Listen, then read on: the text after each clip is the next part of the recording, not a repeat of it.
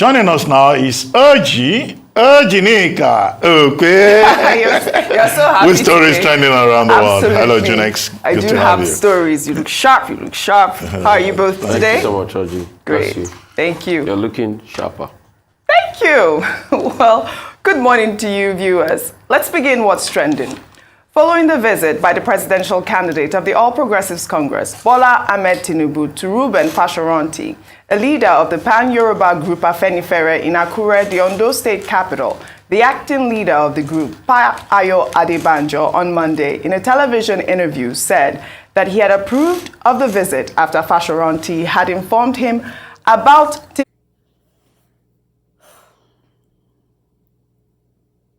Hello everyone, good day according to your time. Hope you guys are doing well.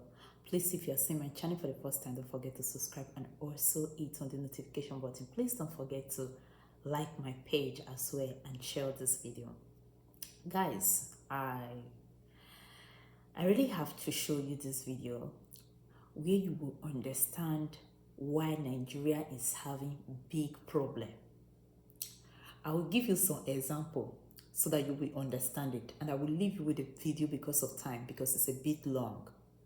First of all, when iPhone came out, a lot of you can remember the way iPhone was, or BlackBerry, or Samsung, or even what's it called again? There was another phone again that was in existence that time. As time goes, everything like gets to like renew themselves. And the white people, they came out with the new session of phone. They reset, reproduce. Even your normal phone you are using today, if you are using an iPhone, you have to always do updates. If you don't do it, your iPhone will not be working well. So what do I mean by this? Is that Nigeria is still back. Do you know the kind of set of people that are ruling Nigeria, the why Nigeria, the reason why the young Nigerians, they are suffering today is that they are still ruled by their ancestors. How can a man of 100 years be doing things for young people that are full of energy, of 30, 40, 25 years? But in all this age I've caused so far, it is difficult for you to see this category of people in Nigeria parliaments. So when your ancestors is ruling you, your grandfather is ruling you, if you want to buy a shoe, you will buy a shoe of a granny. That's what Nigeria is suffering today. It's not any other thing. They are suffering from the curse they are laying on themselves. Why? If Nigerians cannot come out and elect a tangible person, somebody that has energy. If you have the head as the head leader, a weaker, the whole body will be. You don't know where they say they ground something, reground them again. That's why you see Nigeria is struggling. Let me give you another example, then I will leave you with the video. For those of you that live in Europe, you have seen when they say this family is the third generation. Like you see some places where they say things that will say, this is the third generation. Okay, what do I mean by that? The first generation suffered. They will do a lot of things. They will really struggle. Why the second one, seeing their parents struggling, they will, adapt to it. Why their child is coming, it will want to like add to what his parents have done before. Those are the children that, how should I say, that know the value of the things their grandfather left to them. It will say, I don't want me all this thing waste. But in a country where you don't have anything that your grandparents are leaving for you, before you will survive, it is difficult. That is why the struggle begins with Nigerians. Watch this video, because why did I say the struggle begins with Nigerians? It is difficult for you to see the person living in Nigeria as a young Nigerian to work and be a good person in life, successful person in life. If you look at them that have been ruling Nigeria, they are still the same category of people that are still there. That's why they are getting richer. So listen to this video and leave your comment. Thank you for leaving your comment, and I will gladly read it. Thank you very much. Tinubu's intent. Adebanjo, however, advised Fashoranti not to get involved with those conspiring to divide the social, cultural group. Adebanjo also inferred that the elder statesman did not endorse the presidential bid of the former Lagos State governor. However, in a video now circulating on social media, Fashoranti could be heard saying that he and the Yoruba group Afenifere are backing Tinubu. Let's take a listen. I would see the leader of Afenifere. You are still the leader of Afenifere. There is now this drama that because of that, Afenifere is endorsing Obi. No. I didn't hear that, sir. No. Afenifere is not endorsing Obi. No. What's the position of Afenifere? We're endorsing Jagaban. Afenifere is endorsing Jagaban. Yeah. As you can see, the trend, the following, the approval, acceptability. You could see yesterday what happened. And the media carried the picture of the whole thing. I read in the paper just this morning that Pa Adebanjo warned you not to welcome Tinubu. Can he do that? Can he do that successfully? But is it true that he warned you? No. So what happened? He took a stand. And he called you? And I took a stand. He called you? No. Or you called him? I didn't call him. He didn't call me. Okay, you didn't speak about it. No. Sir, in Yoruba land, what is happening now? Adebanjo is endorsing Obi. Fashoranti is endorsing Jagaban. As you can see yesterday, it goes without saying that Jagaban is accepted and we approve of him. Obi has no stand in our mind at all. Dr. Abati, what do you make of all of this? Well, yesterday on this same program, I pointed out that as we were discussing the subject, there were persons sending messages saying that Paruben Fashoranti is leader and that Payo Adebanjo is acting leader, and that there was never a time a meeting was held by the Afenifere in council endorsing a particular candidate, and certainly not Mr. Peter Obi. But you also have to understand the structure of Afenifere. Afenifere is run by the elders. You know, the pattern of their meetings is that the elders come together, and the elders, what they decide is what they decide. And the younger members, they just say, oh, our fathers, this is the way they have decided.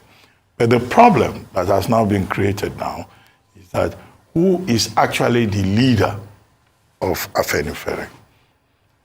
We're told one person is a leader, the other person is acting leader. Paruben Fashoranti is 96 years old. Payo Adebanjo is 94 years old. And you can see that the body now has two tendencies politically. There are persons who are on the side of Paruben Fashoranti, and there are persons who appear to be followers of Payo Adebanjo. But Payo Adebanjo is saying that there is a conspiracy to divide the Afenifere. And from what he said some of the people who were in Akure at the time Asiwaju Bola Ahmed Tinubu visited Payo Fashoranti, that he would deal with them. That these are persons who have never attended the meetings of Afenifere for a while. And if you look at those people, these are also prominent persons in their own right. Persons like General Alani Akinrade, persons like Dr. Femi Okunomu, these are leaders, within the party. And that was why I was saying yesterday that by today, we will get to know what exactly is going on. But I believe that Afenifere has its own internal mechanisms for resolving disputes like this. So, one party supporting Jagaban, as Papa Fashoranti called them. The other party supporting Peter Obi. But how they resolve it, we will see. But what is important to me is that at the end of the day, it's the individual that will make a choice. Yeah. It's not as if some elders will sit down somewhere and they will say, oh, all you Yoruba people, this is the way you should vote. No. But isn't it clear at this point that Pa Adebanjo is the acting leader, as he said in the interview that Fashoranti handed over the Afenifere to him yesterday? That's what he said. So he obviously is the leader at this point. But also, if you look at the pattern of leadership in some of these Yoruba groups, once they say you are the leader, you are like a monarch. It's like a kingship. Goes on. It's like a kingship position. But then there was also the part that he said that he didn't need to consult with Fashoranti to endorse Peter Obi because he's the leader of the group. Well, one thing is certain in all of this. Sad to say, Afenifere is divided. Yes, at this point. But that's the reality on ground. And let's go back historically and chronologically. If on the 16th of March, a story was released that Pa Fashoranti has stepped down due to old age. And Ayo Adebanjo was said to have taken over. And since then, that story has not been debunked. Why all of a sudden are we hearing that Fashoranti is the leader of Afenifere? And let me also take you back to 2015. The 1st of November, there was a story that was released about Pa Fashoranti resigning from Afenifere. So after resigning in the 1st of November 2015, did he come back? What happened? Another thing we have to look at is the fact that why is it that it's this election cycle and the Afenifere is divided over who to endorse? Normally straight on, they endorse and our friend of blessed memories, Okunyinka Odumaki, used to be the one to sign it all out, sign off on the endorsements and things like that, and we take a side. Could it be because Yinka Odumaki is no longer around? Because I know he ran that, secretariat of some sort, if there's anything like that for Afenifere. But one thing is certain, Afenifere is split down the middle. Pa Adebanjo yesterday in the television interview claimed that Pa Fashoranti called him. Yes. And he told him, don't get yourself muddled up in this. In fact, he said that Pa Fashoranti said that he didn't want Tinubu to come. Yes, he did say that. And he was the one that encouraged him, let him come, but don't get yourself involved in their politics. Just invite him as a citizen and don't get involved. And all of this, and things have changed. But let's see how they settle things out. Yes. But it's just one group speaking. The most important person that will speak in Nigerian election will not be Afenifere. Will be the Nigerian people out with their ballot paper and their PVCs in 2023. And that's why I hear November is the month a lot of PVCs are going to come out. Go get yours now. Well said, Rufai. You know what they call this in Yoruba? Tell me. Well, although it's not good we keep speaking Yoruba on television. It's okay, you're educated. But we interpret it. They call it Ijagbameji. Conflict, I know what you mean. Conflict, but for the benefit of our viewers, conflict between two elders. Yes. So when two elders are fighting, we let them resolve the matter. All right then. Well, let's move on to highlight two prominent Nigerians that have distinguished themselves in the media and aviation industries.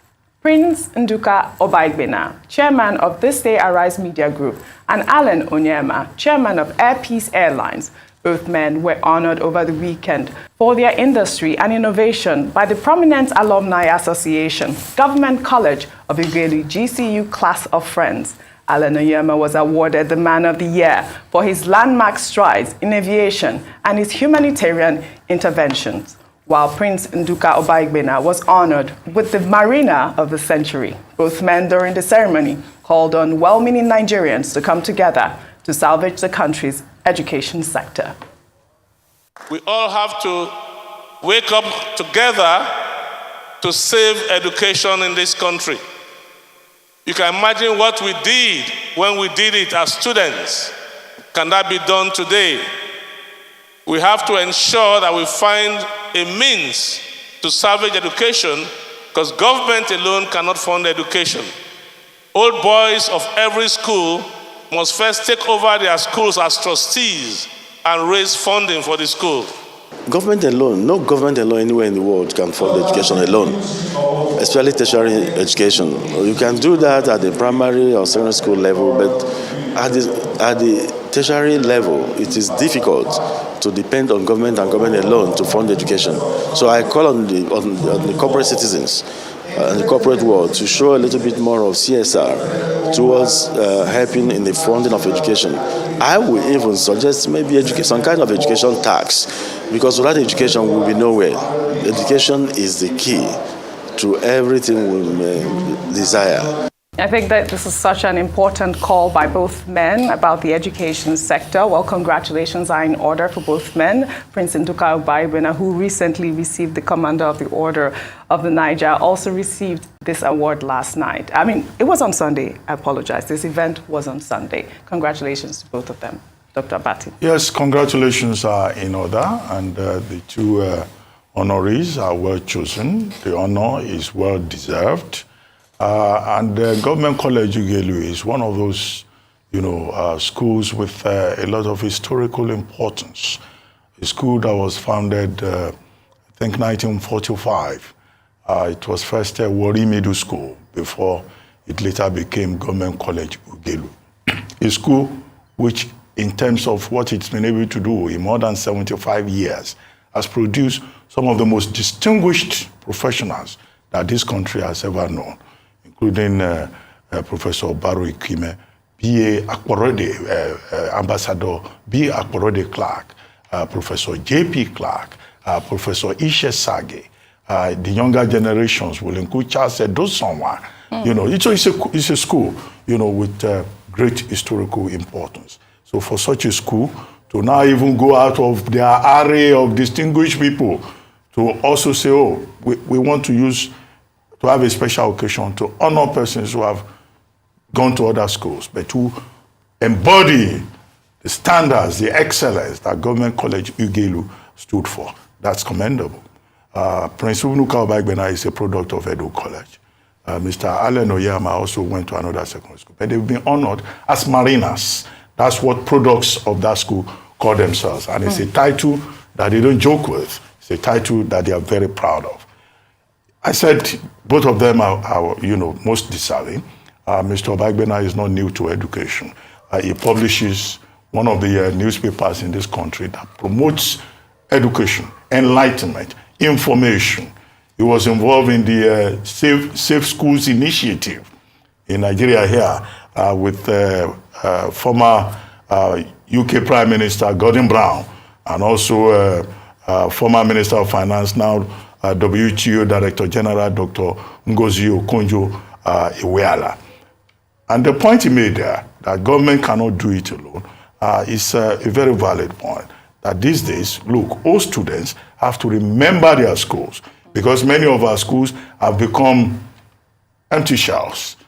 If many of us went back to the secondary schools that we attended, we will be shocked at what we will see. So that old tradition, even the alumni, even if it is to put pressure on government and also inspire the younger generation, that will be significant. Allen Oyama has also done a lot in terms of what is done in aviation.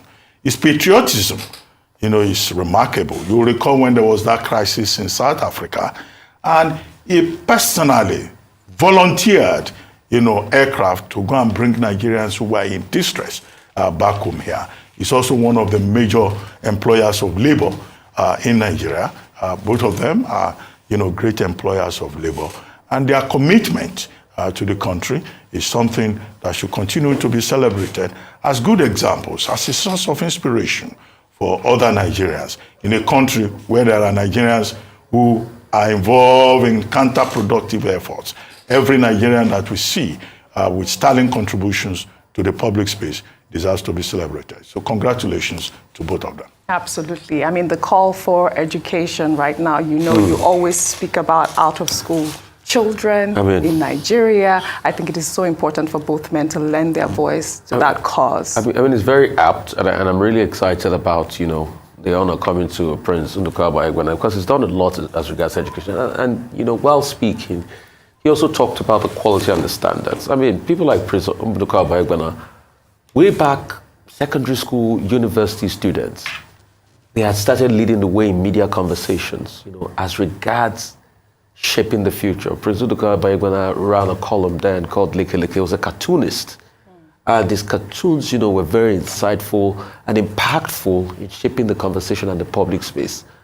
And the question is, how many schools even have a school journal, again, produced by the students?